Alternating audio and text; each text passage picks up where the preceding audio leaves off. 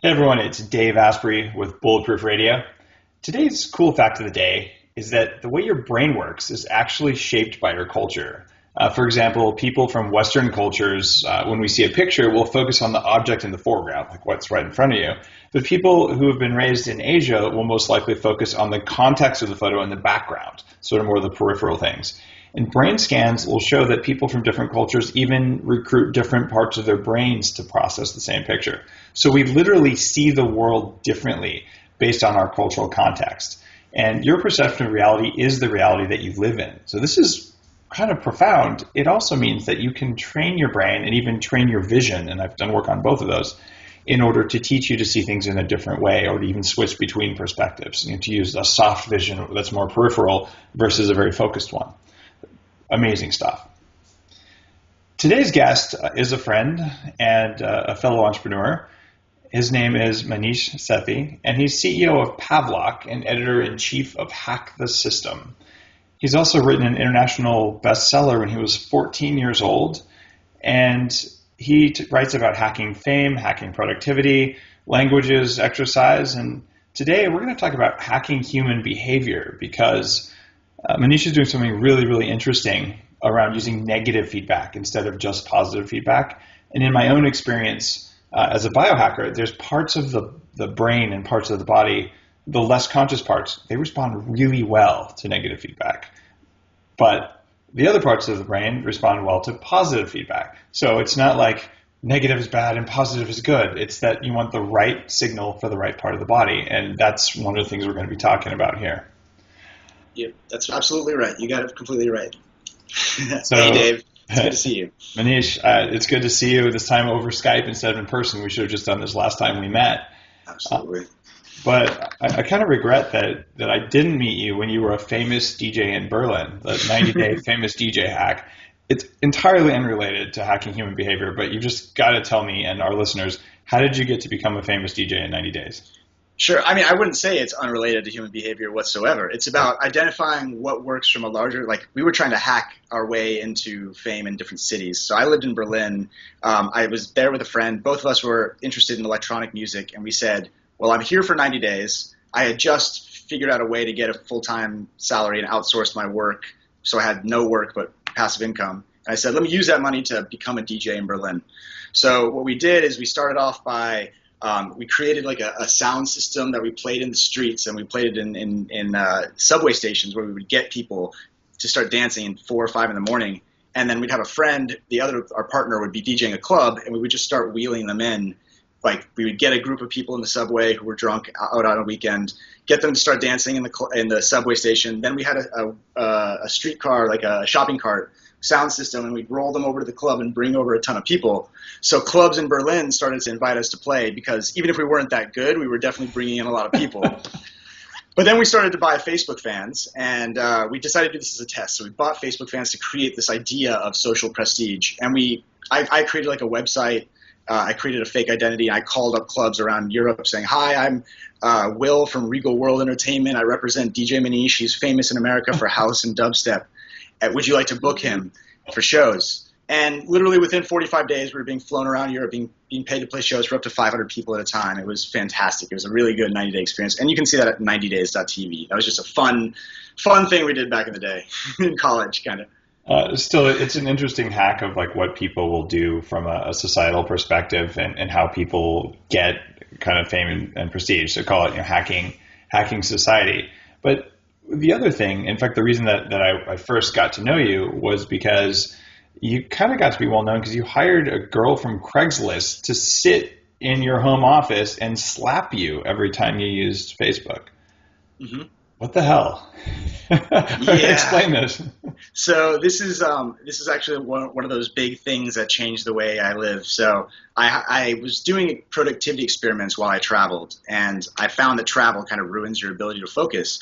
So on my blog, Hack the System, I decided to do an experiment where I hired a person on Craigslist. Her job was to watch me, and whenever I got off task, whenever I used Facebook or wasn't writing my article, whenever I got off task, she just would slap me in the face. And it was that simple. And it started off as like a funny experiment, but it ended with like my productivity quadrupling you saw recently Rescue Time, Dave, and my productivity percentage of the day I was productive before the experiment was 28%. And while I had her with me, it was up to 98%. That means 98% of my time was spent in Right Room, writing the words that would become a blog post or a pitch or whatever I wanted to do. Wow. So what was interesting, so what was interesting here, and Dave, I think you'll understand, is the slap was a potential fear. The potential pain motivated me a little bit, but also having the accountability, somebody sitting down next to me with who I would say, hey, could you grab an image from this website to put in my blog post while I write the article? How does this sound? And I would say the words out loud. I found that having the negative reinforcement of the potential slap plus the accountability together helped quadruple my productivity, and that's why I'm doing what I'm doing today.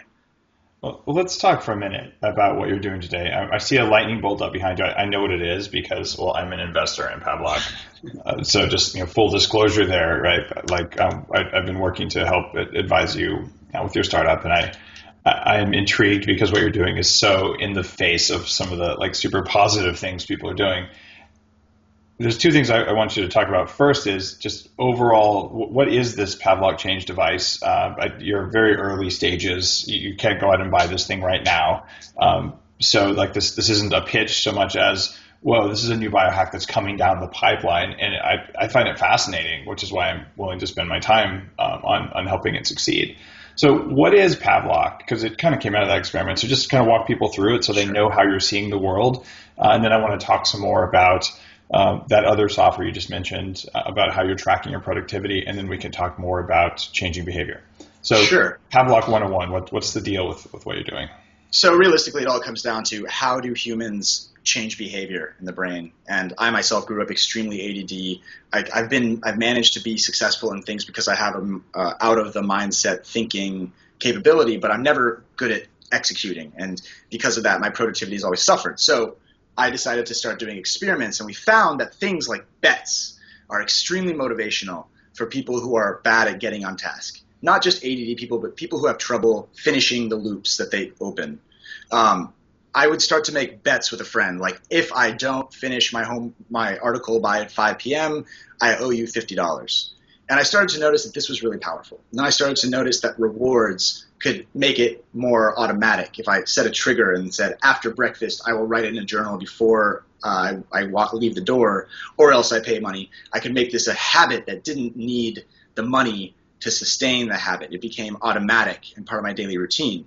So once I started to hack my brain, technology, fortunately, caught up with us at the right time, because sensor technology and 3D printing and all of these things that make hardware, smart hardware, possible have only come into existence in the last 2.5 years. October 2011 is when the real revolution came of Bluetooth 4.0 that made wearable devices possible. And because I happened to stumble upon some interesting brain stuff, and I had studied also at Stanford University on habit psychology to an extent. I did a few classes that were very interesting. I was able to put those two together, and I decided to take Pavlok and create a device that helps people form good habits and break bad habits using the most modern psychological and scientific experiments and data, as well as the most recent developments in technology as well. And so these are Pavlok. And the idea behind Pavlok is really, you do something you don't like, and some of this is kind of brilliant. You didn't do what you said you were going to do. It could shock you automatically. But I think the most impressive thing is that it could post to Facebook and let your friends shock you. Absolutely. Right. And that is like there's some level of like ego involved there. Like, oh, for God's sake, now I have to admit publicly that I failed. And then someone, and I won't even know which friend it is like, pushing the button. Yeah. That's it's kind of evil in some, in some, not necessarily evil, super bad, but it does kind of put you in a weird mindset, doesn't it? I think it puts you in a competitive mindset. It's more of a game than a potential this is a bad thing. But you should understand that there's two ways in which Pavlok works, or which, more importantly, habit change works. And people often want to form new habits, and people want to break bad habits. And those are two very different things. In general, like, Dave, what are you most interested in, forming new habits or breaking bad habits? For me right now, probably forming new habits would be more interesting. Do you have any habit in particular you or someone you know might want to form?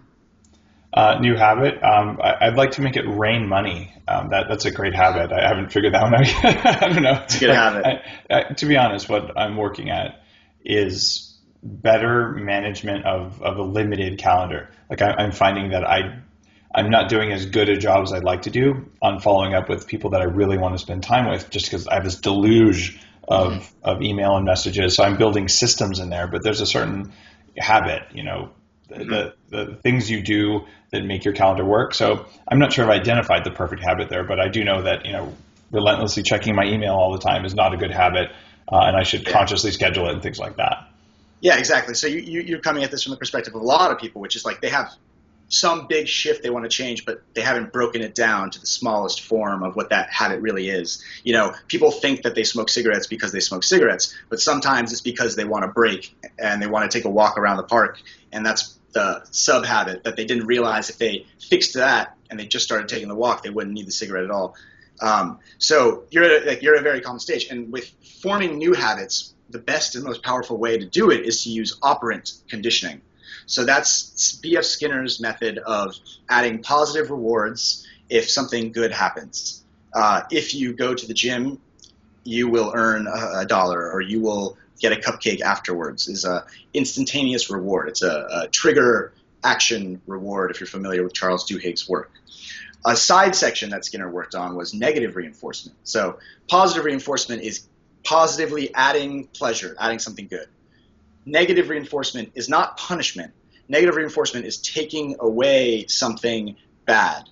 So from a psychological perspective, we're saying the act of going to work every day, because if you don't, you'll get fired. They're taking away your salary if you don't go to work.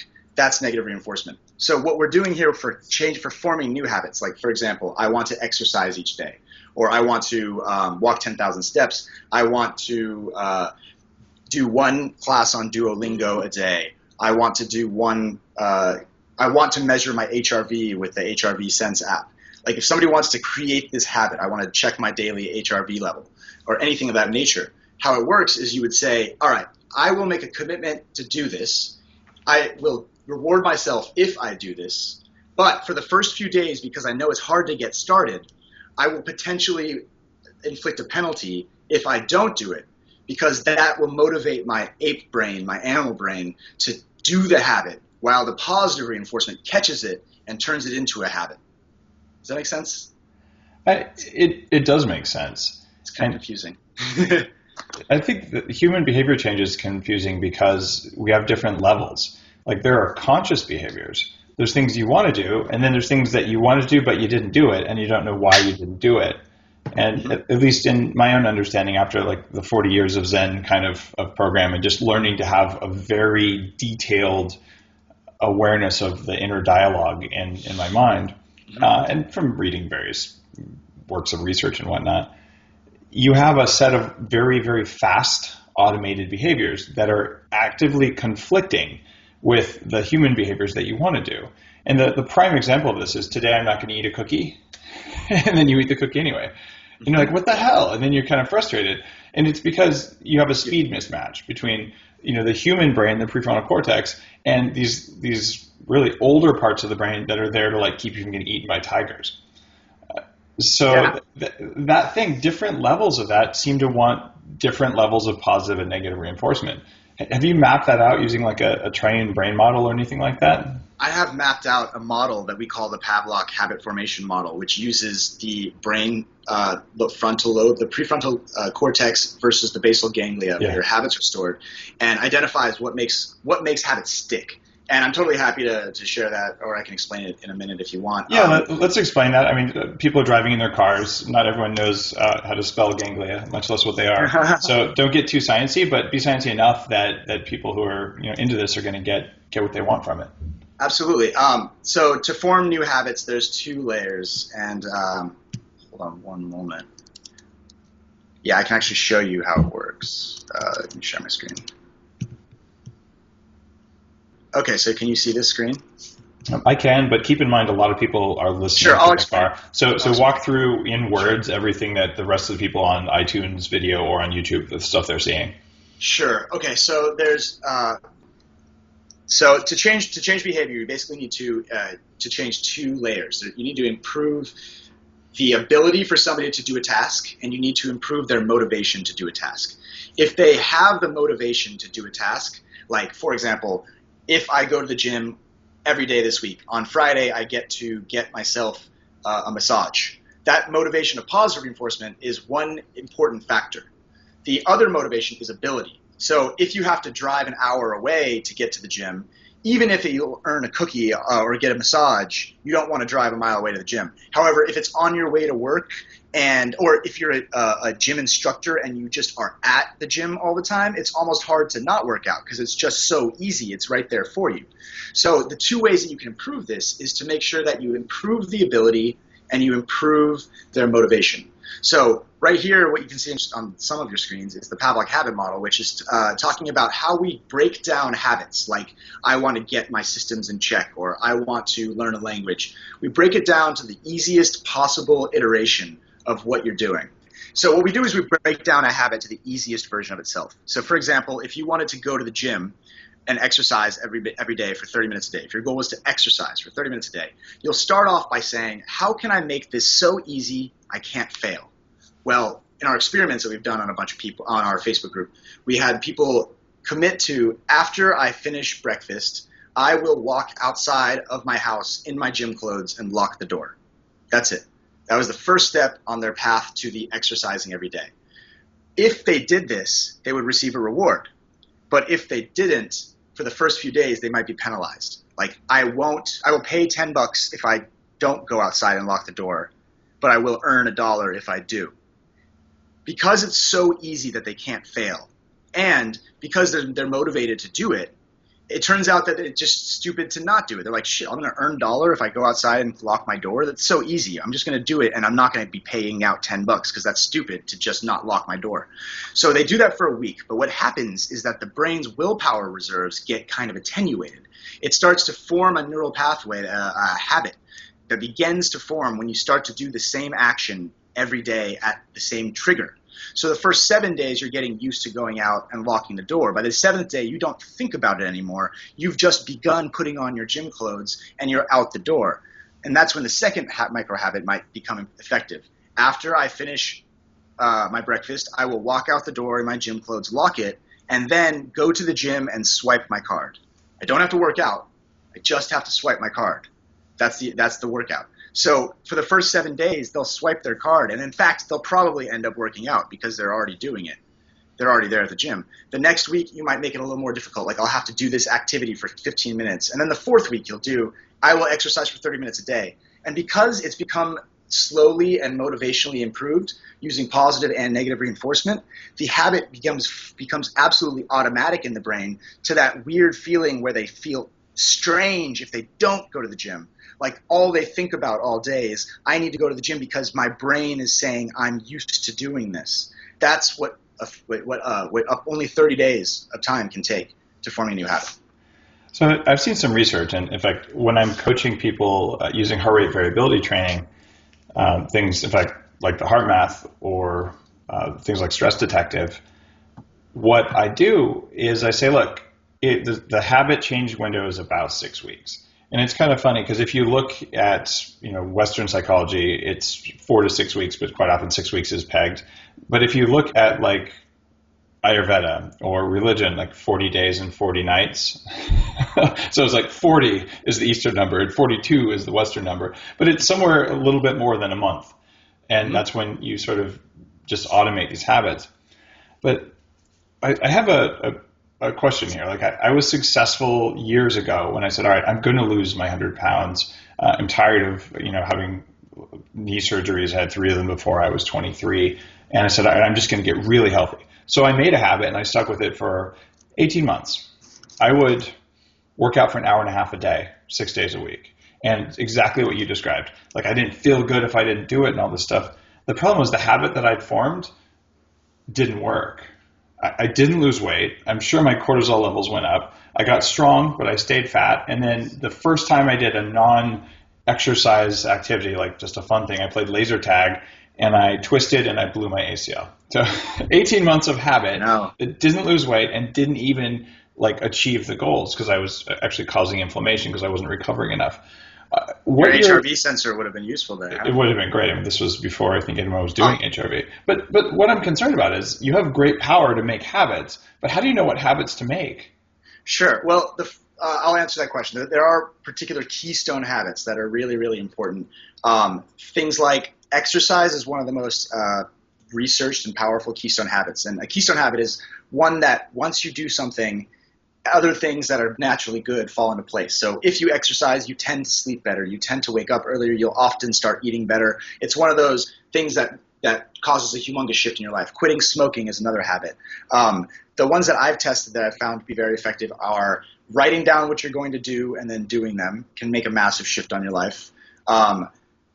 Meditation was, I think, the biggest one in my life. And then food tracking has been a massive shift in my mindset. I can't believe how I'm extremely ADD, I mentioned, and I cannot believe that I've managed to form the habit of entering in every single thing I eat for over 3 months because I use like the Pavlok habit method, and I never thought that would work on me, but I've done it for so long that if I don't enter in the food, all I can hear for the rest of the day until I type in the food is 2 ounces of guacamole, 2 ounces of guacamole, put it in MyFitnessPal. And it was really hard over at the Mindshare Summit that we met up at in LA because I was just like, so much food, I got to measure it. I don't have my scale with me. So what I thought, what you mentioned was about the time it takes to form a habit. And I have a really interesting piece of research on how much time it takes to form a habit. A study out of London did an experiment where they looked at how much time it takes to form different habits. And they found that based on the difficulty of the habit, it would take a different amount of time. So, for example, a habit like drinking a glass of water after breakfast would take 20 days to form before it required more willpower to not do it than to do it. 20 days, that's cool. For an easy habit like drink a glass of water. For the most difficult habit, it was 50 sit-ups after breakfast. It took 66 days, which was way too long. I'm sorry, it took 84 days, which was the longest experiment, but it's a very difficult habit. I will do 50 sit-ups after breakfast. Do you actually do that? Someone actually did. But do you? Oh, you don't? Okay. I don't. Someone once did 50 sit-ups after breakfast and was like, bleh. No, but they did it. But they formed the habit of it. So this lasted. Yeah. The average was 66 days. But hey, so 50 sit-ups after breakfast is hard. One sit-up after breakfast is not hard. And if he had chosen the habit to be one sit-up, his 84 days would have shifted drastically towards 20 days. That's important, what you just said there. Like very small changes to form habits, to form big habits. That's really the main driver for having you on the podcast is making people understand that, because it's powerful stuff, and you've got the data right there on the screen. Yeah, it's amazing. But so let me tell you a little bit about breaking bad habits, because I think that's really interesting and no one talks about it. So people, and if you read habit literature, you'll read a lot about how you cannot break bad habits. You can only substitute it for another habit. That is another method to change bad habits. But there's consistently one piece of scientific literature which comes up about breaking bad habits, which is Pavlovian conditioning. That is associating a negative stimulus at the same time as you do an action you don't want to perform can cause you to break bad habits. For example, if I got shocked every time I used Facebook or bit my nails, after a while my brain would start to stop thinking about the act of biting its nails because it associates the shock with the biting nails. It thinks that the biting nails is causing the shock. So subconsciously it's broken the habit. In fact, this has been tested with smoking addiction. The Schick Shadel Treatment Center in Seattle does aversion therapy to help people quit smoking, and they basically have you stand in a phone booth-sized glass jar and you smoke a cigarette, and a doctor shocks you repeatedly for like 15 minutes to 30 minutes or more a day for a few weeks. And they found that after a year, more than 50% of those people did not desire cigarettes a single time. They didn't smoke a single cigarette over the next year, which is better than any type of behavioral smoking cessation therapy ever. It is the best. Aversion therapy effectively removed the desire in the brain to do the smoking. I think that's really interesting. So that it is really interesting, and that will work for bad habits, but it won't work for like core things, like some really dark times in psychology. Like they used to try and cure homosexuals with electrical shock using that same model, and it just didn't work. That's right? an intrinsic versus Yes. yeah, it's like a genotype versus a phenotype kind of Yeah. experience. It's like, you know what I mean? It's you can't intrinsically change things like that, and I don't want to use shock to help you do things like that. No, But and it doesn't work is the thing. So how do we know? And the reason I bring that up is like, how do we know whether something's an intrinsic thing, like my brain does this kind of thing because it's like it's my gift, but also my curse, or whether it's a bad habit? so, in the majority of things that the direct stimulus that you use shock for anything. So for the homosexual studies, they were looking at photos of homosexual acts, and they would feel aversion to that photo. They don't want to look at that photo because that photo was directly correlated in their brain with the stimulus. It couldn't be correctly, completely identified with the act of being homosexual because that's a bigger thing. But the act of like looking at the picture would cause an aversion. So they got like a porn aversion, but yeah. But so imagine who they were. Okay, I get it. Taking the same example, like imagine that you every time that you put a dish in the sink without washing the dish immediately. Imagine that every single time that happened, you would get a vibration and then a beep, and after a few seconds, a shock if you didn't put that in the tray and wash it. Well, because it's not like because it's a robot, like you programmed it. You said, I want to learn this habit. It's not like somebody forcing you to do it, so you don't have that like pushback like you might have in a familial or a friendly situation. Because it's a machine that you pre-committed to, the shock will actually start to make you remember every single time to wash that dish. And if it could, if for you, Dave, if you like could not cheat, if you couldn't cheat at all, would you eventually just start washing the dish and putting it in every time rather than get shocked each time that you forget? You'd probably stop forgetting. If I couldn't cheat, probably. But I mean, okay, here's a really rough question, one we haven't even talked about, like from a Pavlok business model thing. If the California Institute of Corrections called you tomorrow and said we want to order 2 million of these for our prisoners, what would you say? I probably would not do that. I think that it's a very powerful self-improvement technique. So you better own the button if you're going to use this kind of technology. Absolutely. So Pavlok, I mean, if I haven't really explained it yet, Pavlok is like a wearable device that helps you form good habits and break bad habits using feedback and punishments and rewards. So to help you break bad habits, we use vibration, beep, and electric shock. So it's connected through your phone, iPhone or Android, and it lets you connect to any world of API, so any piece of data can cause you to get shocked. So, for example, every time I go on Facebook, I get shocked. I trained myself with this for a week. Every time? Wow. I did it for 10 days before I met you in California, and I checked my rescue time, which I used 2 to 3 hours a day on Facebook. When I got to California, I realized I hadn't checked it in 4 days, not because I was trying to not check it, but because my device had broken the habit while I was on the East Coast. And I still rarely check Facebook because the habit was like broken through the shock, if that makes sense. Wow. When a habit is when you just sit down and find yourself doing something. It's about awareness a lot of the time. Like I don't try to go on Facebook. I just sit on my computer and the first thing I do is my hand reaches over and automatically types in Facebook, enter, and then I'm stuck in there. And I'm trying to reverse engineer that using classical conditioning. So if I get shocked every time I do that, and I want to because I want the awareness to stop being on Facebook, after a few days, my brain just stops going there. I start off by saying I don't want to go there, and then I just forget to go there. And so Pavlok is a device that lets you do that using any piece of data. So if this, then that, we're planned to integrate. Oh, cool. So imagine if I enter a McDonald's, I get beeped and shocked. If I open a refrigerator door, it texts my phone and beeps me saying, "Are you sure?"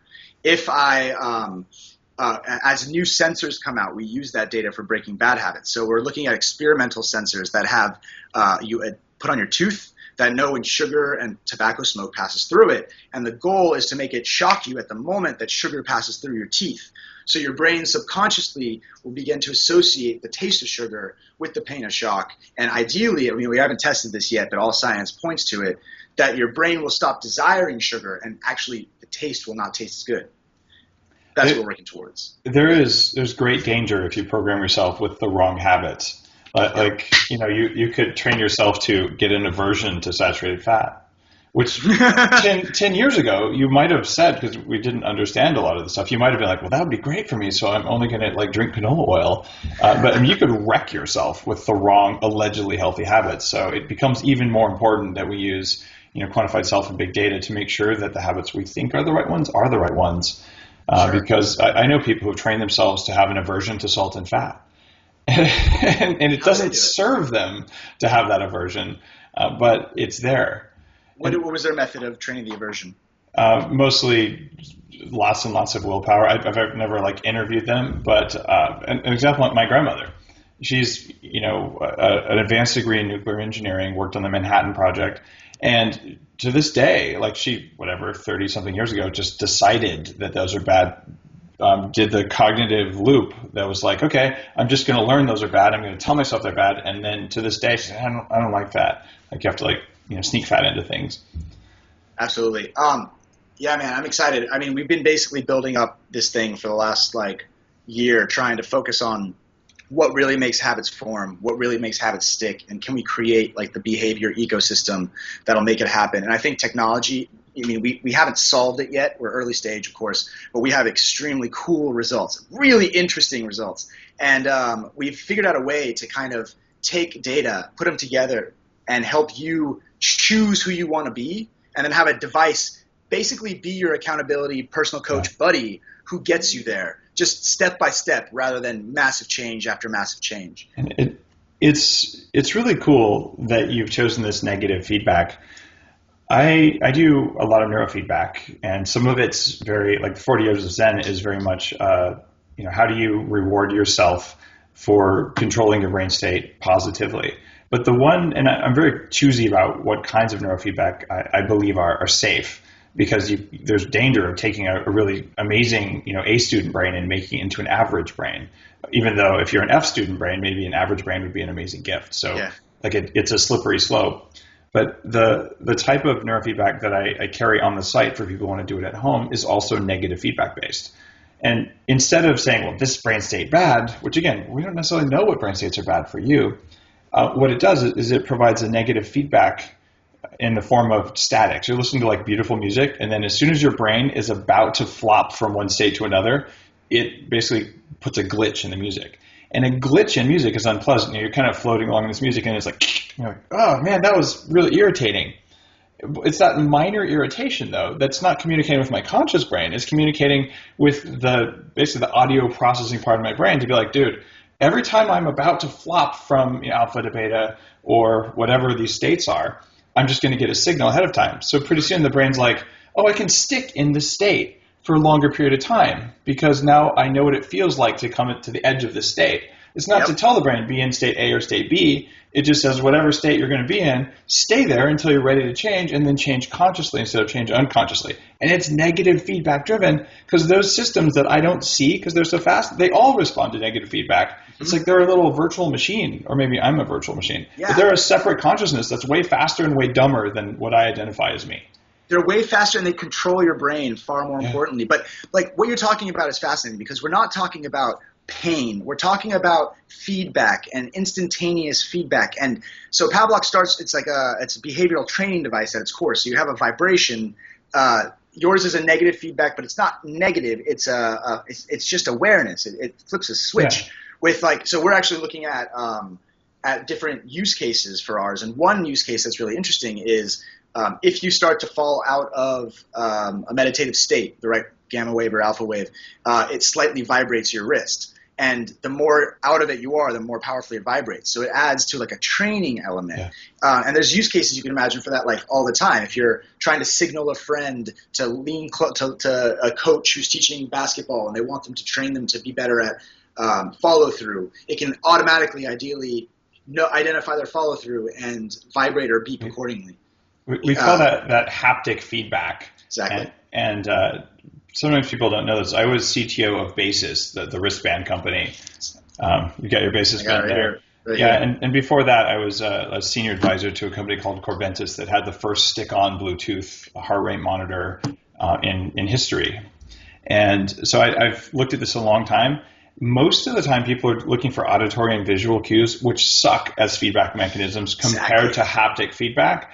I have fantasized, and hopefully some biohacker engineering guy out there is listening to this, about not just the vibrational stuff, which we finally have, but the best thing of all for feedback would be a tongue sensor. And they have these tongue displays for people who have like severe neurological problems, but you have the most nerves there. So the sense of touch isn't the oldest, most primordial thing. Maybe smell is even older. But this as a way to communicate with your nervous system, and I say your nervous system, but not with you, because you are not your nervous system. That kind of communication is amazing, and we never could do that because the feedback loops were so long. You might have feedback from like an old Zen master who, you're sitting there and you wobble and then he whacks you over whatever they whack you with. I don't know, something that's unpleasant. That was the kind of feedback that they were using back then. But this little electric shock, it actually doesn't hurt that much, but it's enough that your nervous system's like, ugh. And that's all you want, is just that little bit of revulsion, not like, severe pain and smoke and, the smell of burning flesh, because that's not what it's about. Dave, did you try the shocking business card yet? I just opened it last night.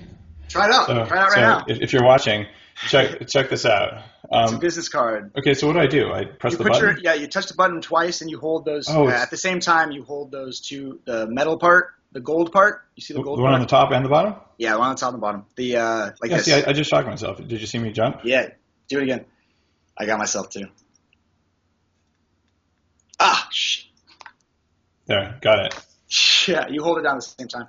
We have we're basically using like a small amount of electric shock, and it's pretty fun. These business cards are really entertaining. Did I show anything when I shocked myself? Could you see it? I don't know. I got shocked. Oh, here. No, I got shocked, but I use electrical stimulation. You're so used to it. Super heavy duty. Press it 3 times then. Does that turn it up more? Yeah, it does. Bastard. And keep your finger on it the whole time. Okay. Like that. Press it at the same time. Yeah, there, I felt it. It's a little bit more burning. Yeah, it's shocking me, but do you see like... Yeah, you're good. I get caught by it. Different people have... Yeah, you're well, I didn't used to have that, but I run like very high current. So one of the guys I know who uses electrical stimulation has been tasered by 2 people at the same time, like as a test, not because he was breaking into a bank or something. And he just like stood there and was like, yep. And it pulls him out. And the cops who were testing it were like, but your nervous system can be trained to handle electricity. But I felt it and it wasn't pleasant, but it wasn't like, I've seen other people, they touch the business card and they like yelp and jump back. Yeah, it's not designed to be the painful device. It's a device designed to train you. It's a signaling device, yeah. Yeah, but we're actually live on Indiegogo right now. I think we'll be live. Are you actually? Wait, no, we're live. We're live in a couple weeks, so I think that we'll be live when this. By the time we're done editing the show. So what's the URL and all that stuff? I normally ask this at the end of the show, but for people who are interested in this new way of communicating with the nervous system, I'm a very small investor and I'm an advisor, and I'm a supporter of what you do, Manish. So I'm totally happy to share your URL. So I don't know, what is it? Oh, sure. It's if you go to Pavlok.com, Pavlok, let's see it there, Pavlok.com, you'll be able to see what you get to the website and sign up. There's a Indiegogo campaign that we're crowdfunding. The status is the product works. We're going to start shipping in early 2015, and we have early 2014 models that you have at your house already, I believe. So I have, let's see, limited edition 14 of 50. So this is like a super early one. I have the limited edition Muse headband, number 17. Nice. Another cool thing, just because like if I can support an early biohacking tech on Indiegogo, you'll often see me at like, have dinner with Dave if you're a big investor, just because I think it's important. It's important that we as biohackers and as people, that we understand these technologies and we control them, because I really don't like the idea of like big marketing companies owning these technologies and building them into our phones and just basically using them to control the hell out of us. Like, I want to be the guy with my finger on the button. And so on the big red button. On my big red button. Well, and so I don't want anyone else's finger on that button at the same time as me. I'm fairly sure that I'm going to ask you if we can do dinner with Dave for one of our tiers. But we can do that. It might take a little bit of scheduling. I'll have to like make a new habit about that. But we'll figure it out. But it should be fun. There's we're playing around with the idea of shock credits. So like you pay $150 or something, you get the unit. You pay $10, you get a shock credit, and you get to shock a celebrity or shock me on TV or on Skype for like the price of 2 shock credits or 3 shock credits. And then the joke idea is spend a lot of money, like $100,000 tier on Indiegogo, and you get to shock everybody in the world at the same time with a big red button. But that's just a joke. I don't think we're really going to do that. But it's a joke around the office.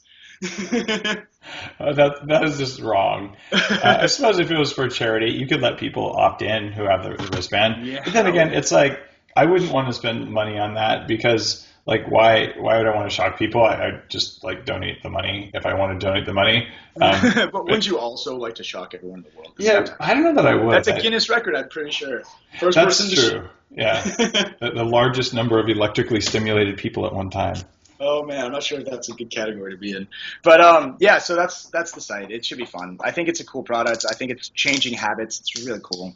And if you're interested in learning about habit change, check out Pavlok.com. And Dave. Oh, also, I have an alpha version of the app that if anyone's wanting to start using, like the positive reinforcement, where you can earn money or choose accountability partners. There's a link, Pavlok.com/alpha. Will get you a cool little app. That's awesome. I'm really happy to support. Just for you guys. Really happy to support the work you're doing, Manish. I think it's groundbreaking. It's interesting stuff, and kudos for all the press. I think you've been in Forbes recently. And we're in Jimmy Fallon too. Oh, and you too. Jimmy Fallon was talking about Bulletproof Coffee the other day, and I'm like, Jimmy, like I've never met you, but like you're my hero. Like, dude, I want to set it up so we can do a Jimmy Fallon thing where we use Pavlok to help people form the habit of drinking Bulletproof Coffee every month. Because you absolutely could. It's pretty habit forming all by itself, but I like the reinforcement. It's the crack cocaine that really makes it the habit. First one's free. No, that's hilarious. Thank you for all the free Bulletproof Coffee you sent me, sir. I understand now. Yeah, when you told me how ADD you were when we first started talking, I'm like, we got to get your metabolism cranked up a bit, so you can have more control and more energy to change habits. Absolutely. Well, Manish, you're not going to get away without answering the question that I ask all the guests on the show, and we're coming up on the end of the show. So let me hit you with it. What are your top 3 recommendations for people who want to kick more ass? So you want to perform better at life, not just at work or whatever. 3 most important things you've learned. Doesn't have to be Pavlok related, but it can be if you want. No, the first thing is to really identify the habits. Start working on the habits that'll make you transform.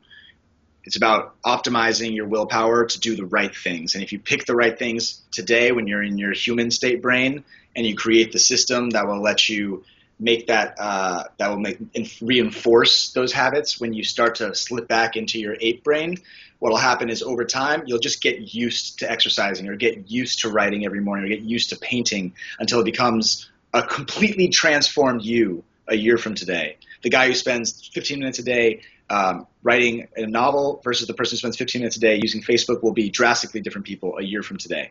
And the secret, I believe, is to form the right habits and break the right habits. And the 3 habits I would highly recommend people get into would be to first kick ass, start meditating every day. That was a humongous shift in my life. Use the app Headspace. It'll change your life, and it's a great app, and it's free, and it really helped me. It's a meditation app.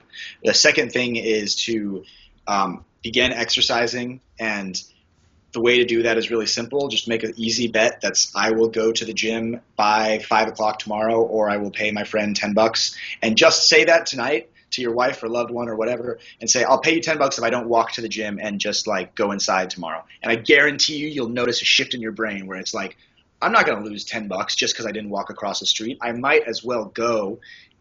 Once you learn how to use, once you see the power of that negative feedback, you'll see how powerful it is to change your habits. And then the last one is really to make sure that you form the habit of writing what you will do each day and then doing it. And the way that I engineered this, and this system, I believe, has changed my personal productivity and broken my ADD enough, is I have to write down the 3 things that I will do by 10:30 a.m. in base camp, or else my assistant deducts $150 from my salary. Whoa. If I haven't written the 3 things down by 10:30 a.m., the salary is deducted. At the end of the day, if I have not completed at least 2, I owe $100 to my salary company. To my company. If I did at least 2, I earn $50. So if I do at least 2 of my 3 things, I earn money. If I don't do at least 2, I lose money. And then if I finish all 3 things, I get to I have a list of positive activities I can do if I finish all 3 that day. And the act of doing that has cemented me to the point that I have, like, even through my ADDness, I have the ability to know, like, a light at the end of the tunnel. These 3 things must be completed or else I lose money. Those 3 things will get done. And regardless of anything, like, I had to meditate one day and I was at a movie and I left the movie to sit in the bathroom and meditate for 10 minutes so I wouldn't lose $150 or $100. That was so motivational. My life completely shifted. So those are the 3 things I would add to their calendar, which is, in summary, I believe I said meditation, exercise, and write down what you will do and do it. So I'm really curious, especially as a Pavlok investor, what you're going to do when you have, quote, enough money that you just don't give a crap about $150. It's not about the money.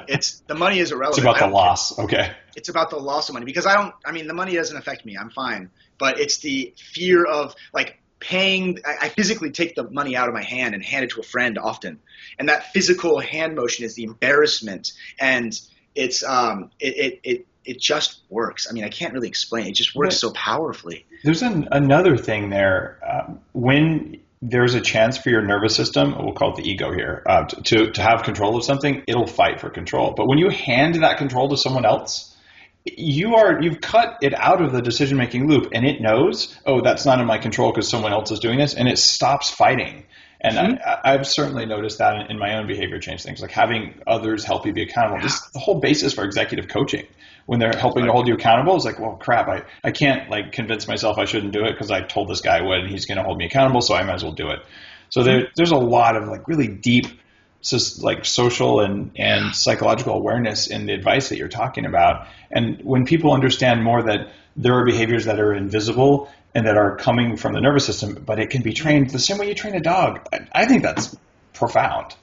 Dave, I gave a keynote speech at the Royal Society of Medicine conference recently on a talk called How to Form Good Exercise Habits in the Brain. And it's by far my most, like, eloquent, best version description of how a human being can massively shift their life step by step. And I bet your readers would like it. If you're interested, I'll just send you a link. Send me the link. We'll put it in the show notes because, yeah, that'd be really cool.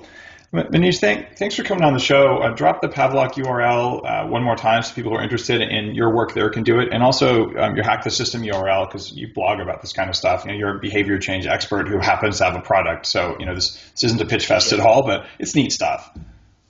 Yeah, I mean, my name is Maneesh Sethi. The website is pavlok.com, PAVLOK.com, and we are doing a crowdfunding campaign right now to get the Pavlok wristband, which I think you'll love the video, and I think you'll learn a lot about how habits form from that campaign site. And my other website you mentioned was hackthesystem.com, which is where this idea came from, the product came from. Hack the System is a website about how to hack your success, hack your productivity, hack your body, hack your business, and hack your mind in order to become a whole new you. Wow, that sounded practiced and awesome because that's really what it is about. That was the first time I've ever said that, man. I was like, I should record that. This guy's like a professional pitch man. All right. Thank you. Manish, hey, I'm looking forward to the next time we get to hang out in person. This has been a really cool podcast. I'll see you at your Bulletproof conference. Oh, we should mention that, by the way. Yeah, you're one of the speakers at the Bulletproof conference in like 3 weeks. Yeah, I need a habit of remembering that. So, yeah, it'll be a chance. You're going to have a few of your shocking business cards and sort of show people how stuff works there. I will, and I'll be giving a similar presentation of how to form good habits. So if anybody's going to be there, you'll see me, and we can do a push-up competition or shocking competition, see who can get stronger. All right, check it out, bulletproofconference.com, pavlok.com. All this will be in the show notes. Thank you. Thank you. One of the things that makes you most bulletproof is the ability to focus. I don't mean focus for a minute or a few seconds. I mean focus for as much time as you need to focus to get the job done. For that, I've trained myself using the Upgraded Focus Brain Trainer, and it's available on upgradedself.com. Check it out. There's 2 methods that I recommend for brewing. The first is called a French press. You can buy these for about $10 at a lot of grocery stores now. It's a simple way to make coffee. All you need is water just off of a boil and coffee that's ground evenly. Or you can use a pour-over method with a metal filter, which is what I'll demonstrate here.